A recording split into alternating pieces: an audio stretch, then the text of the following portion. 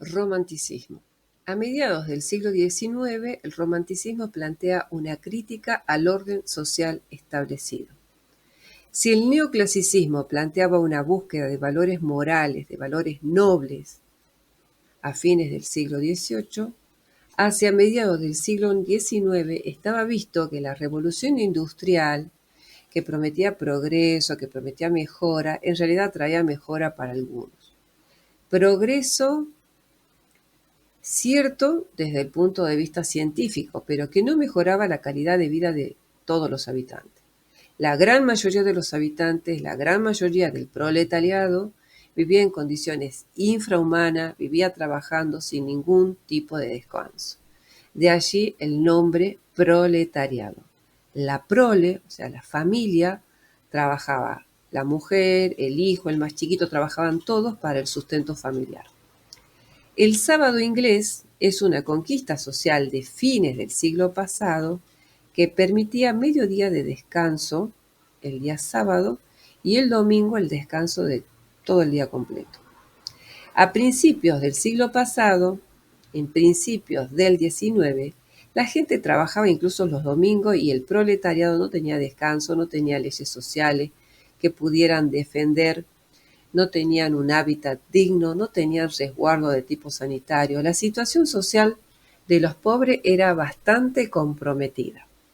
Ante esa realidad social y ante el hecho de que el progreso tecnológico traía el beneficio para algunos nada más, la crítica humanitaria y la crítica artística empieza a plantear una actitud de evasión y de nostalgia, de evasión de la realidad que era bastante cruel y de nostalgia hacia el pasado que se idealizaba como un pasado que era mejor, y ese pasado estaba en el sistema de la Edad Media, ¿sí? La crítica del sistema se basaba en decir que la producción industrial crea nuevos bienes, pero el hombre que los produce no está contento con el producto elaborado, porque el hombre que lo produce un pedacito de ese elemento terminado, con lo cual ni siquiera se puede ufanar de llegar a su casa, de que ha hecho una obra de arte o de que ha hecho algo importante. Lo único que ha hecho es ser parte de un engranaje, un sistema de producción en serie, donde todos los días, todo el tiempo es absolutamente rutinario y es absolutamente desgastante. Ese trabajo no le produce ninguna visión, ni más comodidad, ni vive mucho más feliz que lo que llevaba el hombre cuando en su realidad pertenecía a la Edad Media.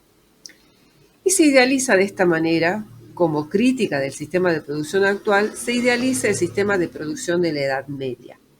Se plantea al artesano de la Edad Media como un artesano libre, orgulloso de lo que hace, dueño de lo que hace, que trabaja tranquilo, totalmente resguardado por un gremio que lo apoya, tanto desde el punto de vista político como desde el punto de vista económico, y donde él se puede ufanar de los objetos que produce. Este estado ideal de nostalgia, de evasión, es, por un lado, propuesto por la novela gótica. Está promovido por dos teóricos de la arquitectura que son Pushkin y Raskin. Pushkin va a defender el catolicismo y las obras emergentes de una arquitectura católica como a la búsqueda de la verdad y como a la solución a los problemas actuales. De alguna manera, viendo al protestantismo como un promotor de las ideas del libre pensamiento mercantilista, de la búsqueda de la eficiencia máxima para producir lo máximo, para ser uno de los elegidos dentro del criterio protestante. Para la Iglesia protestante en general existen los elegidos, son aquellos que demuestran de alguna manera una vida de testimonio como evidencia de su fe en Dios.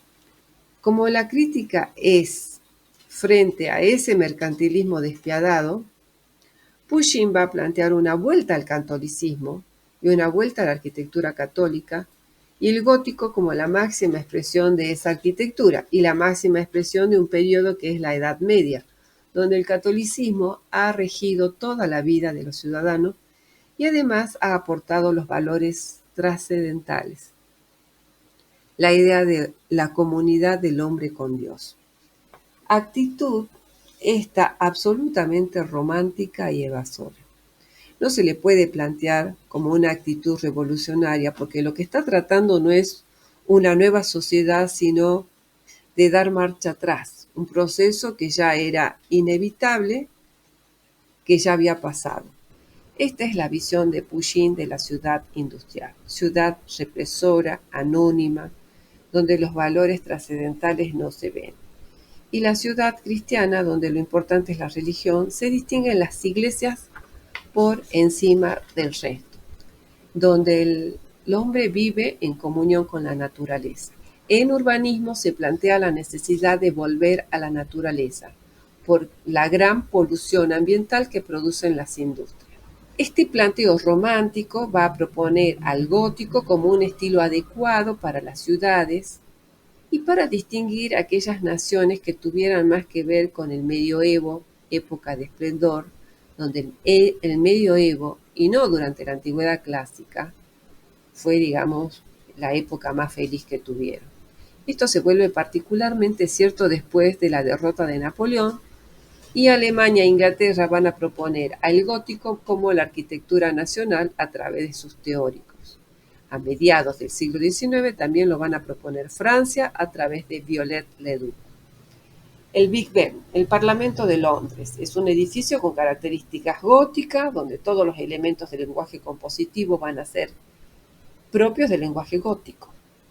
Cuando Barry y Pushkin diseñan el Parlamento inglés, Parliament significa parlamento. Van a proponer al gótico como el lenguaje representativo del sistema político inglés, que es un parlamento. No puede decirse que el edificio del Parlamento fuera gótico porque no existía un gótico de esas dimensiones horizontales ni tan llenas de pináculo, pero esto se hace para recrear la imagen del gótico. La estructuración es bastante clásica, esquinas rematados con elementos que la envuelven y la rematan, elementos prácticamente centrales, pero el lenguaje es el neogótico. El neogótico inglés parte de una actitud de evasión romántica, de búsqueda de ideales trascendentales. Y va a ser diferente al neogótico francés. El neogótico francés, si bien va a hablar del ideal de la Edad Media, y en este sentido Victor Hugo va a escribir Notre Dame de París, en el neogótico francés sus teóricos van a revalorizar el estilo por su capacidad de racionalidad estructural, no por su capacidad de evocación formal.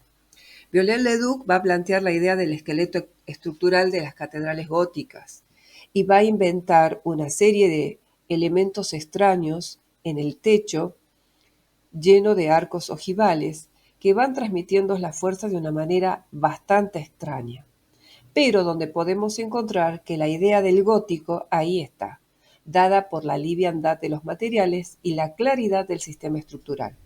Lo que se propone no es solamente la evasión romántica, sino la racionalidad como aquella arquitectura que es buena porque es racional desde lo estructural. Va a proponer elementos que de pronto se apartan de la arquitectura clásica para proponer un sistema estructural moderno. Él restaura Notre Dame de París y restaura además el castillo Pied de Fauve. Lo que plantea, al encontrarse este castillo en ruina, primeramente propone restaurar nada más una parte y dejar todo el resto en ruinas para hacerlo más dramático. Plantea que hay que volver al edificio en su estado ideal. Plantea que hay que llevarlo a cabo con tecnología actual de su momento. Estaba más interesado en la búsqueda de la sensación. Cuando tiene que restaurar Notre Dame de París, no va a plantear las típicas gárgolas góticas, sino elementos del imaginario popular. Él plantea que esto le daba más carácter gótico de lo que en su momento tenía. En Alemania, el gótico también se va a visualizar como el estilo nacional y se va a reconstruir, que había quedado incompleta, la Catedral de Colonia. La Catedral de Colonia es de estilo gótico y en el siglo XIII había empezado su construcción, pero quedó inconclusa. En el siglo XIX se completa la construcción por iniciativa de los románticos.